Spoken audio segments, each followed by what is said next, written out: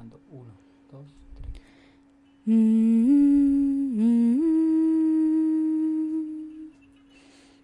It was October 14th, 2025, in Portland, Oregon. Ethan, a small horror content creator, had stayed up far later than usual, his bedroom dimly lit by a single desk lamp. Stacks of horror novels and posters loomed around him.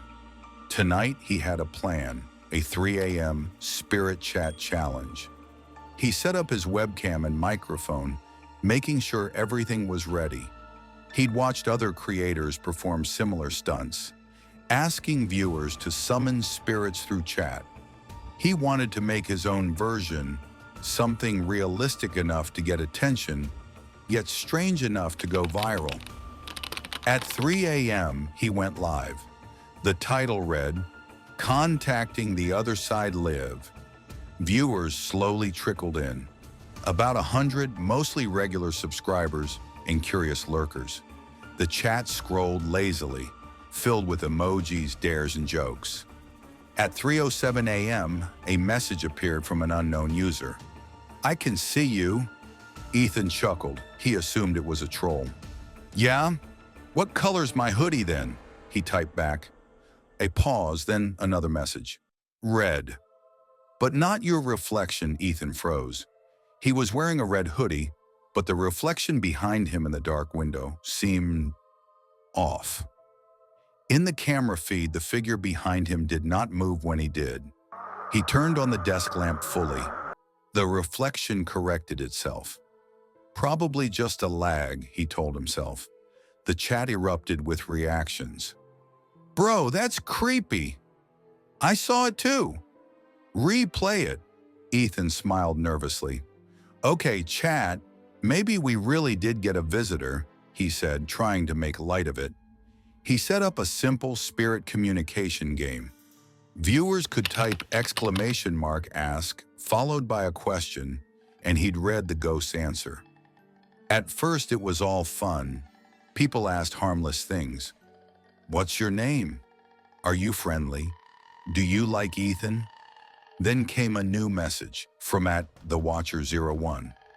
"Don't read it aloud." The message vanished instantly. No one else saw it. Ethan checked the replay buffer. Nothing. At 3:19 a.m., a faint whisper emerged through his headset. "You shouldn't have gone live," it said. Ethan yanked off the headphones. His mic picked up the sound faintly. Distorted, yet undeniably real. The chat erupted with messages. "Did you hear that? What the fuck was that voice?" He laughed nervously, but his hands shook. He muted his mic briefly, trying to calm himself. When he looked back at the camera preview, horror froze him in place. His chair appeared empty, yet he was sitting in it. The reflection moved strangely again. A half-second delay. Then a grin he hadn't made. He turned off the face cam. For a few minutes, only his voice remained on the stream. He tried rationalizing it. Maybe OBS lagged, maybe a plugin bug. Then the chat went wild again. Unknown usernames flooded in, hundreds, all posting the same message. "Don't look away." The screen flickered. Internet speed dropped to 0 for a moment. Without touching the computer, the camera turned back on. He was on screen. But this time, his eyes were completely black. The chat went insane. Some thought it was a filter. Others screamed to end the stream. He tried to stop it, pulling at the keyboard. Nothing worked. OBS froze. The mouse wouldn't move. He yanked the power cable. The laptop went dark. Silence. Then faintly, a glow. The power light turned on by itself. The camera flickered red. It was recording again. On screen, he saw himself sitting still, staring into the camera. But he was standing behind it, whispering, "What the hell?" The version of him on the feed smiled in perfect sync. "Welcome to the stream." The stream dashboard opened automatically. Title, "Contacting the Other Side, Part 2, Live." No one has seen Ethan since that night, but the channel remains active. Every few weeks a new stream appears. Same setup, same title, same red hoodie. Timestamp of last stream logged, January 18th, 2026, 3 a.m. Pacific Time. The chat is always locked. You can't comment, can't rewind, can't share. Just watch. And if you listen closely, right before the stream ends, a voice, the same from the first video, says, "Thank you for watching."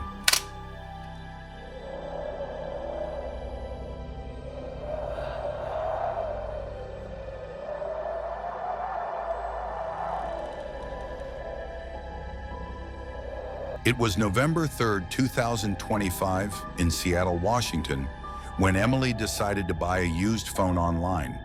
A late-night impulse purchase, she told herself, scrolling through listings of older smartphones on a second-hand marketplace. The seller had few reviews, but the price was tempting: a brand new case, fully functional, and surprisingly cheap. When it arrived, she unboxed it quietly at 10:42 p.m., her bedroom illuminated by the dim glow of her desk lamp. Everything seemed normal.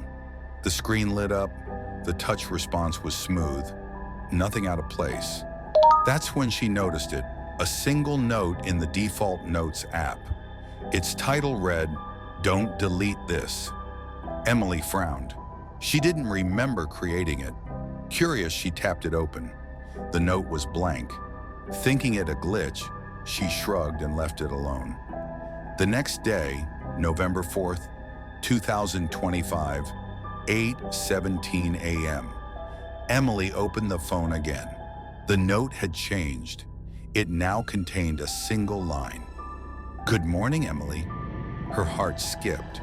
She didn't know anyone on the phone, let alone someone who knew her name. She typed cautiously into the note, "Who is this?" Almost immediately another line appeared. "I've been waiting for you." Panic set in. She tried deleting the note. It wouldn't erase. The keyboard lagged, the screen flickered, but the line remained.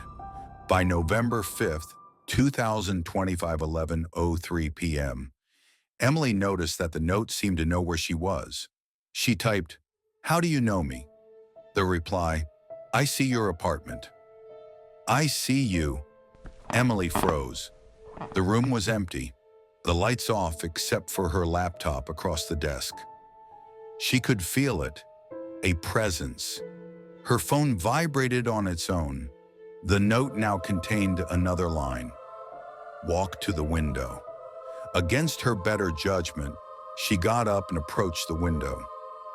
The night outside was quiet, empty, but in the reflection of the glass, she saw someone standing behind her. She spun around, empty. When she looked back at the phone, the reflection in the glass was gone. The note now said, "Good." You listened over the next week. The messages became increasingly specific. November 6, 2025, 9:21 p.m. Close your curtains. Now November 7th, 2025, 2:34 a.m.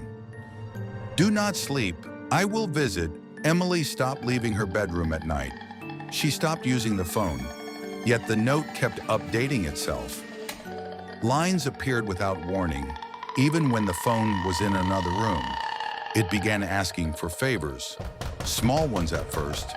Leave the front door unlocked, put a candle in the kitchen window, then larger requests. Bring me a photo of your desk. Step outside at 3:15 a.m. On November 10th, 2025, 3:15 a.m., Emily felt a compulsion she couldn't resist. She grabbed the phone and went outside. The street was empty, fog curling along the sidewalks. Her hands trembled. She held the phone up. A new line appeared. "Look behind you." Her stomach dropped. Slowly, she turned. The shadows of her yard seemed distorted, warped, like reality itself was bending. She gasped, and then she saw it, a faint silhouette, barely visible. standing at the edge of the fog. It wasn't human, not fully, but it was watching. She ran back inside. The note now said, "Thank you for letting me in." Emily realized she couldn't get rid of the phone. She tried factory resets, but the note persisted. She threw it in the trash. The next morning it was back on her desk, unlocked and glowing. Every time she looked at it, the words changed. It could see her, anticipate her actions, and communicate in ways that defied logic. Her friends noticed her paranoia. Some suggested therapy, others joked about digital ghosts.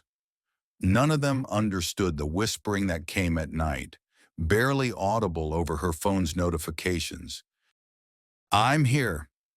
I'm always here by November 15th, 2025, 1:03 a.m. Emily had stopped sleeping entirely. She kept the curtains closed, her phone in a metal box, lights on constantly. And yet, every night at random times, the note updated itself. "You know me. I know you. You can't ignore me. I'm inside you now." On November 18th, 2025, 11:59 p.m., she attempted one last act. She went into the kitchen, poured water into a glass, and smashed the phone on the tile floor. The phone shattered, battery smoked, screen cracked. The note appeared gone. Relief flooded her, until she heard a faint vibration in the cracked screen. Opening her eyes, she saw a new line appear on the shattered display. "Thank you for letting me in." Emily screamed. The next morning, November 19th, 2025, 7:12 a.m., her neighbors reported strange activity in her apartment. Lights flickering, the sound of footsteps and whispers they couldn't explain. Emily was gone. The phone remains, discarded on a windowsill, screen glowing faintly in the morning light. Occasionally someone finds it, unlocks it, and sees the note. "I'm still here, waiting."